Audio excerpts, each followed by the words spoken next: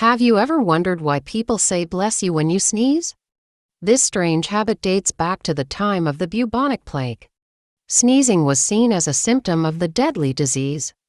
Pope Gregory I suggested saying God bless you to protect the sneezer from getting sick or worse. Some even believed sneezing might cause your soul to escape, leaving you vulnerable to evil spirits. Today, it's just polite, but now you know the creepy history behind bless you. Follow for more interesting facts.